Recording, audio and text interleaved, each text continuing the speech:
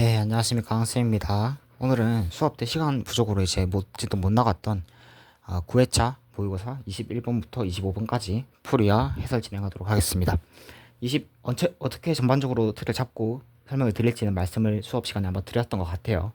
21번부터 볼게요. 21번 물어 먼저 볼게요. 뭐 물어보는지. 정민이 부여한 기타 포괄순이익 공정가치 측정 지분 상품에 대한 X인연도 회계 처리가 당기순이익에 미치는 영향은 얼마인가 물어보고 있죠. 이거 사실 말문제예요. 말문제. 금융자산 같은 경우에는 항상 유의해야 될 게 저희가 주의해야 될 사항을 가지고 말문제를 내는 경우가 많아요. 주식과 채권이 있죠. 주식 같은 경우에는 FBPL 지분 상품과 FOCI 지분 상품은 항상 자산의 가치, 자산가액이 동일하기 때문에 순자산 변동이 동일해서 총포괄손익은 똑같을 수밖에 없어요. 유의해야 되고, 두 번째, FOCI 지분 상품 같은 경우에는 평가하고 처분하기 때문에 취득할 때 공정 가치보다 싸게 또는 비싸게 사거나 아니면은 처분할 때 거래원가 발생하거나 두 가지 케이스 외에는 당기순이익은 발생하지 않습니다. 뭐 배당이라는 거 제외하고. 그래서 물어보는 게 지금 당기순이익이 미치는 영향을 물어보기 때문에 처분이라는 사건이 있었으면 거래원가만 당기순이익이 미치는 영향이구나 이렇게 잡아주시면 됩니다. X인년도 NI 물어보고 있죠. 그럼 X인년도에 어떤 사건들이 발생했는지 확인을 한번 해주시고 중간에 양가로 4번에 처분이라는 사건이 발생했죠. 처분 시 관련된 거래원가가 만원 발생하였다. 그럼 당기순이익 감소 금액은 만원만큼 정리해 주시고 요거 하나만 있다. 정리 4번으로 정리하고 끝내면 됩니다. 뭐 FBPL 금융자산이라고 하면 전체적인 가액을 정리해가지고 NI 금액을 합쳐서 정리를 평가, 처분 이렇게 정리를 해야 되겠지만 여기는 FVCI 지분상품이기 때문에 이런 식으로 정답을 정리해 주시면 돼요. PL에 대한 문제들은 내가 다른 문제를 내놓은 게 있으니까 그거 가지고 한번 설명을 드릴게요. 자, 그 다음에 문제 22번 설명드릴게요. 유형자산의 교환. 우리가 회계에서 비연금 대가의 거래 자주 나오는 유형이에요. 교환 같은 경우에는 생각해 주실 게 몇 번 설명을 드렸을 거예요. 이거는 유튜브 강의에도 몇 번 올라왔을 거고 제 수업을 들었던 분들이라고 하면 뭐 내용을 들어와 봤을 거고 상업적 실질이 있는지 없는지 먼저 따지죠. 교환이다. 상업적 실질이 우선 있는지 없는지 먼저 따지고 없다고 하면은 자산에 대한 NI는 발생하지 않아. 정리해 주시고 있다고 하는 경우에는 두 가지를 생각해 줘야 돼요.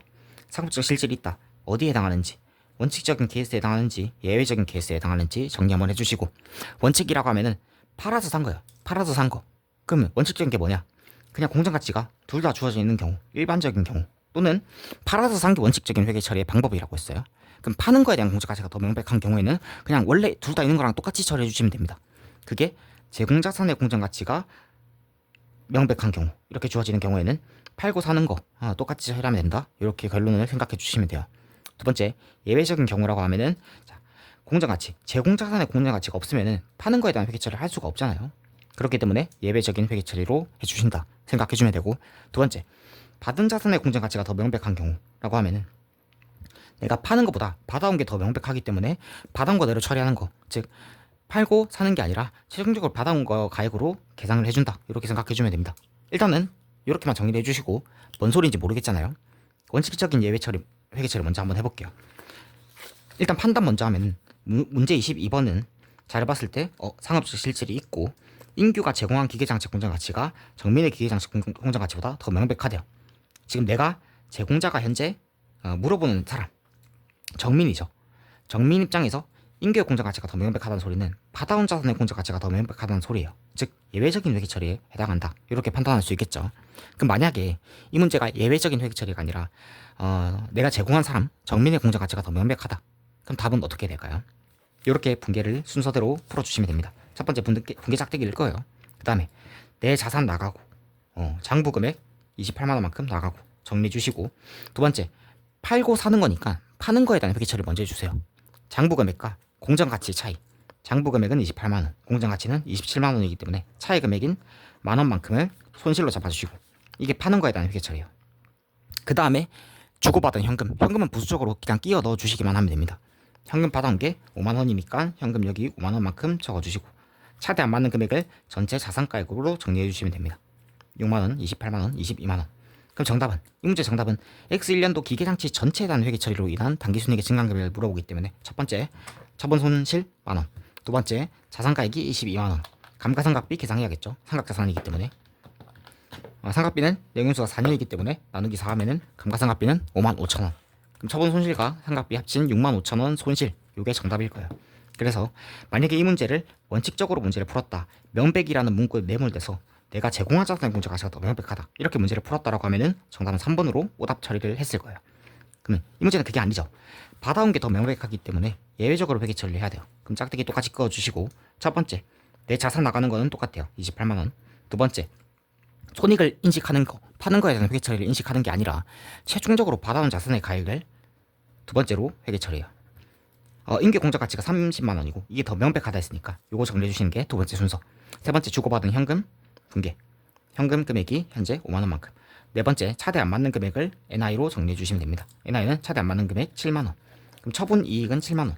자산은 삼각해야겠죠. 30만 원 나누기 4. 감가상각비는 7만 5천 원. 그러면은 처분 이익 7만 원, 감가상각비 7만 5천 원. 전체 당기순이익의 증감 금액은 7만 원 빼주시면은 5천 원 이렇게 정답이 나오겠죠. 손실 5천 원.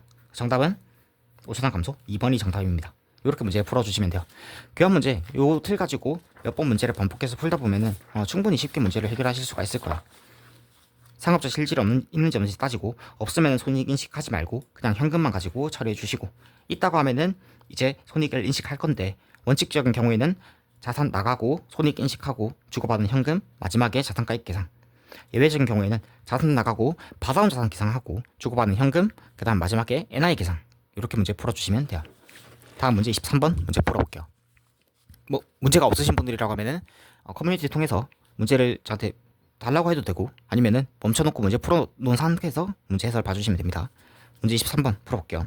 X1년도 12월 31일 날 재무상태표상 부채 금액은 얼마인가? 이거 주의해야 될 사항들을 파악해보라고 했어요.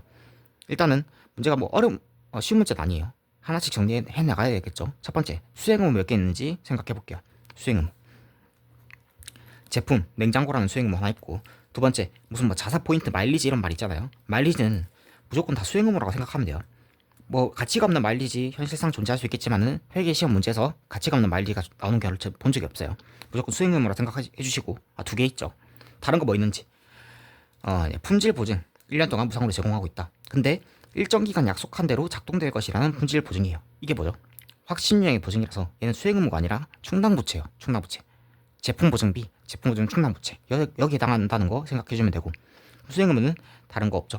또 보니까 당사의 제품 판매는 고객이 원하면 무상 보증기간이 종료된 이후 보증기간을 7만 원의 대가를 지불하고 연장할 수 있는 연장 선택권이 있대요. 이거 판단해 볼게요. 자, 우리가 할인권 같은 경우에는 수행의무예요. 근데 갱신권이나 연장권 같은 경우에는 수행의무가 아니에요. 근데 연장하면서 갱신하면서 유의적인 할인이 제공된다. 이 경우에는 수행의무로 판단을 하죠. 그게 나왔던 게 24년도 회계사 2차 시험 문제고, 여기는 그냥 단순히 연장할 수 있는 선택권이 있다라고 했으니까 얘는 수행의무가 아니에요. 그래서 7만 원은 포함시켜주면 안 되고, 수행의무는 총 2개예요. 그럼 이제 거래가격 산정 합쳐서 얼마 받았는지 200만 원에 판매했다 했으니까 적어주시고, 세 번째, 거래가격 배분하기 위해서 각각의 개별 판매 가격이 필요해요. 냉장고에 대한 개별 판매 가격 나와있죠. 200만 원 적어주시고, 마일리지에 대한 개별 판매 가격 밑으로 빼서 첫 번째는 부연 포인트 200만 원 기준으로 10원당 1포인트 20만 포인트 제공됐고, 포인트당 개별 판매 가격 얼마인지 자료 찾아주세요. 여기 나와있죠. 포인트당 개별 판매 가격을 0.7원으로 추정하였다 나와있으니까 곱하기 0.7 곱해가지고 14만 원이 마일리지에 대한 개별 판매 가격이에요. 원래라고 하면 두 개 합쳐서 214만 원에 파는 게 원칙인데 200만 원에 팔고 있으니까 거래 가격 배분해 주시면 14만 원 나누기 2140 곱하기 200만 원. 마일리지에 대한 거래 가격은 130841, 제품에 대한 거래 가격은 나머지 금액 1869 159 이렇게 나오겠죠. 물어보는 게 뭔지 확인해 주시고, 수익이라고 하면은 이거 수익, 마일리지에 대한 수익 금액 인식하면 끝나겠지만, 지금 현재 X 1년 말 재무상태표상 부채 금액을 물어봐요. 이거 계약 부채죠. 마일리지에서 사용되면서 수익으로 대체되는 계약 부채예요. 그럼 얘에 대한 부채 금액은 130841 곱하기 1 마이너스 수익으로 인식된 금액 전체 예상치는 70% 나와 있으니까 20만 포인트에 70% 14만 포인트 이상이고, 사용 예상 포인트가 기말에 변화가 없다 했으니까 14만 그대로 적어주시면 되고, X1년도까지 부양 포인트 중 8만 포인트가 사용됐기 때문에 이렇게 정리. 그럼 이렇게 곱하면 이게 수익 금액, 빼주시면 이게 부채 금액이겠죠. 8만 나누기 140-1 곱하기 130841. 그럼 부채에 대한 금액은, 포인트에 대한 부채 금액은 56075. 요까지 해서 답을 2번으로 했으면 잘 한 거예요. 근데 다만 주의해야 될 게 하나 더 있죠. 확신유형의 보증은 충당부채, 제품 보증 충당부채로 미리 손실을 잡잖아요. 그럼 이제 충당부채 남아있기 때문에 3만원 같이 더해가지고 정답은 3번 이렇게 정리해 주시면 됩니다. 다음 문제 24번 정리할게요.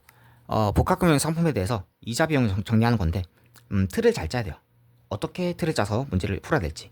우리가 자료 정리하는 것들도 필수적으로 필요하기 때문에 자료 정리해서 답을 구할 건데 어떻게 구하죠? 지금 X2년도 이자 비용 구하라고 했죠. 신주의수금 부사채 같은 경우에는 항상 부채랑 할증금 따로 잡아주시면 됩니다. 첫 번째는 X2년도 1월 1일 금액, 기초금액 먼저 정리해주세요. 그러면 부채 부분 먼저 정리할게요. 30만원, 표시자율 4%, 12,000원, 시장이자율은 현재 12%, 그럼 12,000원 곱하기 12%, 3년의 가계수, 우리 플러스 30만원 곱하기 12%, 3년의 단위령 가계수. 무채금액은 X1년도 1월 1일 금액이 242, 363 곱하기 1.12 마이너스 표시자 12,000원 빼주시면은 부채에 대한 금액이 나오죠. 할증금 말고 부채에 대한 금액. 두 번째, 할증금에 대한 금액 구해볼게요. 39,000원. 할증금 113%니까 30만원에 13% 하면은 39,000원이 할증금에 대한 금액이에요. 요거 X1년도 1월 1일 금액 구하면은 12% 3년의 단일령 가계수 71118 27760이니까 곱하기 1.12 해주시면은 X2년도 1월 1일 금액이 나오죠. 여기서부터 자료 정리해 주시면 돼요. 자, 지금 X년도 5월 1일 날 기중에 신주의수금 부사채 70%가 행사됐기 때문에 얘는 곱하기 12% 이자 비용 무조건 다 발생해요. 행사랑 관련이 없는 무조건 갚아야 되는 금융부채니까 정리해 주시고, 두 번째 밑에 대한 할증금에 대한 부분은 12% 아무 일이 없었다고 하면은 12%는 만큼 연이자가 발생할 거예요. 근데 지금 현재 5월 1일 날 기점으로 어떤 사건이 발생했기 때문에 기간을 앞에 4개월과 뒤에 8개월로 쪼개주세요. 그 다음에 앞에 4개월은 행사 이전이니까 100%에 대한 이자 비용, 뒤에 8개월은 70% 행사됐기 때문에 30%에 대한 이자 비용 계산해 주시면 됩니다. 정답은 요거 가지고 한 번에 깔끔하게 정리를 해주시면 돼요. 정답 정리해 볼게요. 259 446 곱하기 12% 메모리 플러스 31091 곱하기 12% 곱하기 4 나누기 12 메모리 플러스 31091 곱하기 12% 곱하기 8 나누기 12 곱하기 30% 메모리 플러스 MR 해주시면은 정답은 33123 바로 나오죠. 정답 4번 이렇게 정리해 주시면 돼요. 그다음 문제 25번 풀어볼게요. 법인세액의 문제가 보통 한 문제 정도 나오는데 보실 때 원칙적으로 문제를 풀게 되면은 시간 너무 오래 걸려요. 그렇기 때문에 편법적인 방법, 편법이라기보단 개념을 이해하고 풀 수 있는 방법을 설명을 드릴 건데 원칙적인 방법은 첫 번째 결정세 구하는 거. 세무조정 사항을 통해서 첫 번째 단기법인세 부채, 결정세 차가운 납부세 구해주시는 게 첫 번째. 두 번째 유보사항을 가지고 기초 기말에 이연법인세 자산부채를 구해주시는 게 두 번째.